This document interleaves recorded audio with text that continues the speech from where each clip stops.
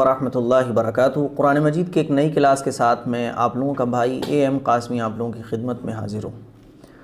کل ہم نے آپ کو پڑھایا تھا ادغام شفوی۔ آج ہم آپ کو ایک نیا فارمولہ پڑھا رہے ہیں، اخفاء شفوی۔ اخفاء اس سے پہلے میں آپ کو پڑھا چکا ہوں، بس شفوی اس کے نام کے آگے لگا ہوا ہے، اخفاء شفوی۔ اب دیکھیں یہ کہاں ہوگا؟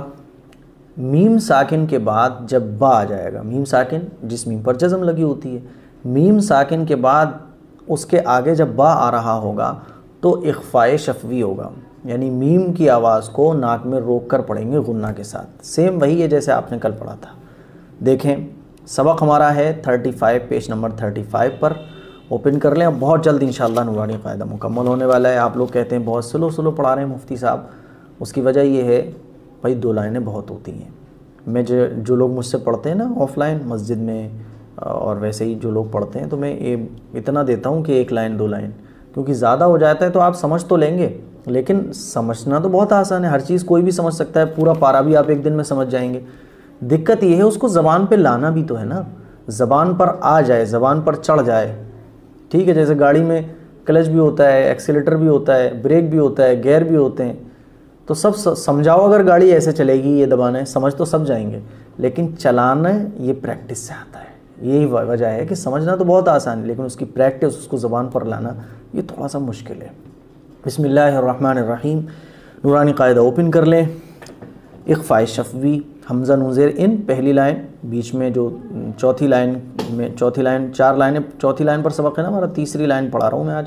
بسم اللہ الرحمن الرحیم، حمزہ نون زیر ان، نون زبر نا، ان، رب زبر رب، ان رب۔ اب نون پر تشدید لگ رہی ہے، اسی وجہ سے نون اور میم پر جب تشدید لگی ہوتی ہے تو غنہ ہوتا ہے، تو ہم یہاں غنہ کر کے پڑھیں گے۔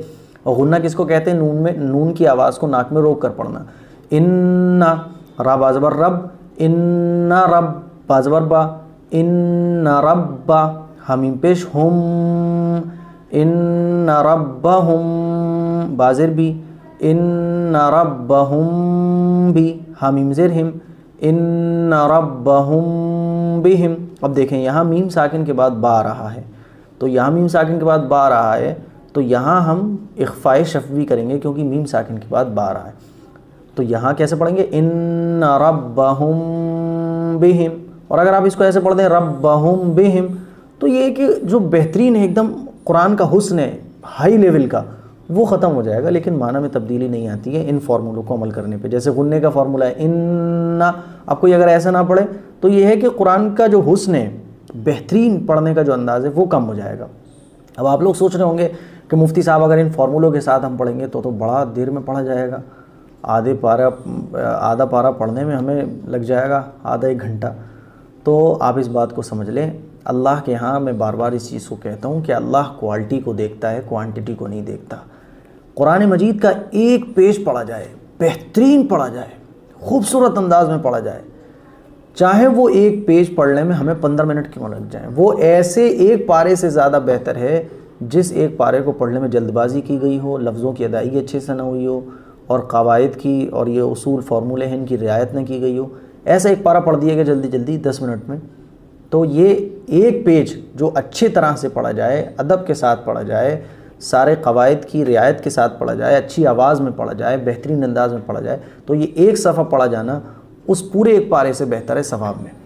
تو یہ مت دیکھا کریں آپ کے یار ابھی 1 پارہ پڑھنے میں بہت ٹائم، آپ یہ دیکھا کریں کہ ہمیں اچھا پڑھنا ہے، چاہے ہمیں 1 پیج پڑھنا ہے، ٹھیک ہے؟ تو ہماری خواتین تو پریشان ہو جاتی ہیں نا کہ یار کیسے، اللہ کے یہاں کوالٹی کی قیمت کوانٹٹی کی نہیں ہے، ٹھیک ہے؟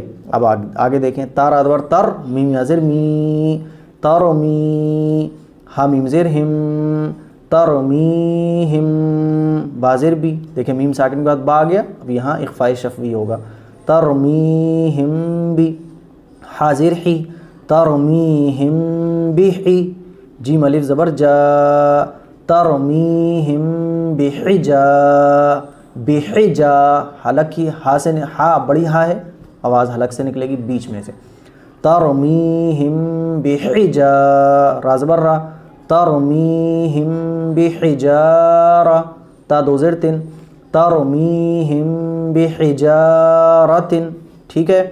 ترمیہم بحجارۃ، سمجھ میں آ گیا؟ ترمیہم بحجارۃ، بحجا ایسے پڑھیں گے تو چھوٹی نکلی ہے، آپ کو نکالنا ہے بڑی ہا، بحجارۃ۔ دوسری لائن دیکھیں، واو زبر وا، میم الف زبر ما، وما، ہا میم پیش ہم، وما ہم، بازر بھی، وما ہم بھی، میم حمزہ پیش مو، اس میں بہت غلطی کرتے ہیں بچے بھی، اس میں بہت غلطی کرتے ہیں۔ میم واو نہیں پڑھا جائے گا، حمزہ اوپر جو لگ رہا ہے، حمزہ کے اوپر جزم لگ رہی ہے، اور آپ یہ بات جان چکے ہیں کہ حمزہ ساکنہ کے پڑھنے میں جھٹکا ہوتا ہے۔ حمزہ کے اوپر جب جزم لگی ہوگی تو وہ حمزہ ساکنہ کہلاتا ہے، اور حمزہ ساکنہ کے پڑھنے میں جھٹکا ہوتا ہے۔ تو ہم اس کو پڑھیں گے وما ہم بمو، بمو ایک دم سے آواز روک دیں گے، بمو بمو، میم زیر می، وما ہم بمؤمی، نون یا زیر نی، وما ہم بمؤمنین، نون زبر نا، وما ہم بمؤمنین، ٹھیک ہے نا، وما ہم بمؤمنین، بمؤمنین، غور کر لیں، بمؤمنین۔ آگے دیکھیں، فا زبر فا، با شین زبر بش، فبش، شین را زیر شر، فبشر، ہا میم پیش ہم، میم ساکن کے بعد با آ رہا ہے تو وہی اخفا کر کے پڑھنا ہے، فبشرہم، بازر بھی، فبشرہم بی، عین زبر ع، فبشرہم بعا، ذال الف زبر ذا، فبشرہم بعذاب، با دو زر بن، فبشرہم بعذاب، فبشرہم بعذاب۔ اب اس بات کو آپ سمجھ لیں، میم ساکن کے بعد جب میم آئے گا تو ادغام شفوی ہوگا، اور جب میم ساکن کے بعد با آئے گا تو کیا ہوگا؟ اخفاء شفوی ہوگا۔ اتنا سمجھ لیں، میم ساکن کے بعد میم اور با آئے گا تو ہمیں میم کی آواز کو کھینچ کر پڑھنا ہے، اور با اور میم کے علاوہ کچھ بھی لفظ آئے گا تو ہمیں آواز کو کھینچ کر نہیں پڑھنا ہے، جو کہ میں آپ کو کل پڑھاؤں گا نیچے والی لائن۔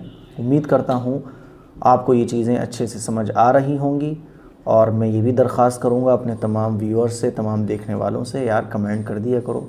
آپ کے کمنٹ کرنے سے مجھے اچھا لگتا ہے، مجھے لگتا ہے کہ ہاں آپ لوگ دیکھ رہے ہیں، اور ایک محبت کا بھی اندازہ ہوتا ہے، تو تاکہ محبت برقرار بھی رہے، اچھا بھی لگتا ہے، محبت بھی بڑھتی ہے۔ کمنٹ ضرور کیا کریں، یہ صرف اتنا کہہ دیا کریں ہاں ہمیں سبق سمجھ میں آ گیا، ٹھیک ہے۔ السلام علیکم ورحمۃ اللہ وبرکاتہ۔